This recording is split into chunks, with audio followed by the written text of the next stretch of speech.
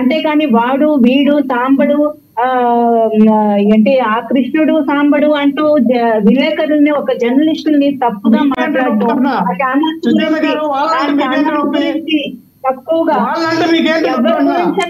Sir sir ఇక్కడ ఎవరైనా ఒకటి లక్ష్మణరావు గారు వాళ్ళు వీళ్ళు ఎవరు లేరు, ఎవరినైనా కూడా సమాజంలో ఎవరినైనా గౌరవించాలి. లక్ష్మణరావు గారు ప్లీజ్, లక్ష్మణరావు గారు జర్నలిస్టులు అందరూ సమానమే, జర్నలిస్టులు తప్పు చేస్తే వాళ్ళు న్యాయంగా పోరాడండి ప్లీజ్ ప్లీజ్. లక్ష్మణరావు గారు ఆగండి, లక్ష్మణరావు గారు ఆగండి, లక్ష్మణరావు గారు ప్లీజ్ ఆగండి, లక్ష్మణరావు గారు ఆగండి ప్లీజ్, లక్ష్మణరావు గారు దయచేసి ఆగండి ప్లీజ్. ఎస్ ఎస్ లక్ష్మణరావు గారు, లక్ష్మణరావు గారు దయచేసి ఆగండి, లక్ష్మణరావు గారు దయచేసి ఆగండి, దయచేసి ఆగండి. ఎస్ లక్ష్మణరావు గారు ప్లీజ్ ప్లీజ్, లక్ష్మణరావు గారు మీరు ఆగాలి దయచేసి. ఎస్ ఇవాళ టాపిక్ గురించి కంక్లూడ్ చేయండి.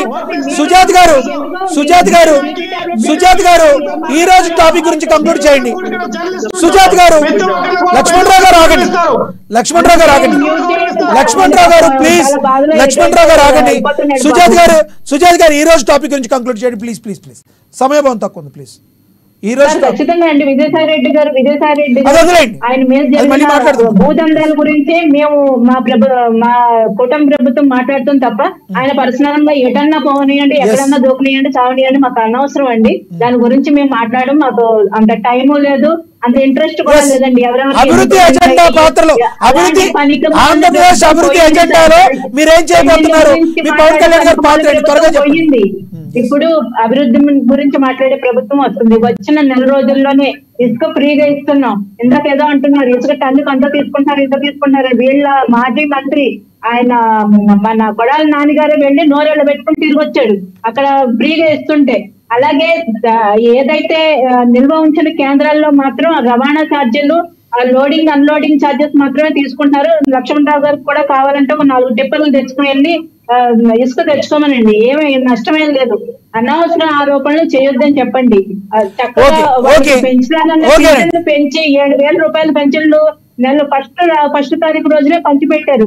ఈ వీళ్ళలాగా 1000 రూపాయలని 4 సంవత్సరాలు 5 సంవత్సరాలు పెంచలేదండి. మాట్లాడేటప్పుడు నా ప్రభుత్వంలో అభివృద్ధి జరుగుతుందండి, మేము నిధులు తెచ్చుకుంటాం, ఆ సత్తా మాకుంది. మా మీద 38 కేసులు ఎవరికి లేవండి. ఖచ్చితంగా మేము అభివృద్ధి చేసి చూపిస్తాం. ఓకే ఓకే ధన్యవాదాలండి సుజాత్ గారు, చర్చలో పాల్గొన్నందుకు ధన్యవాదాలండి. రేగిడి లక్ష్మణరావు గారు, ధన్యవాదాలండి. విఎస్ఆర్ చౌదరి గారు చర్చలో పాల్గొన్నందుకు. ఏది ఏమైనప్పటికీ ఆంధ్రప్రదేశ్ అభివృద్ధి అజెండాగా ముందుకు వెళుతున్నామని చెప్పి ప్రభుత్వం చెప్తుంది. అభివృద్ధి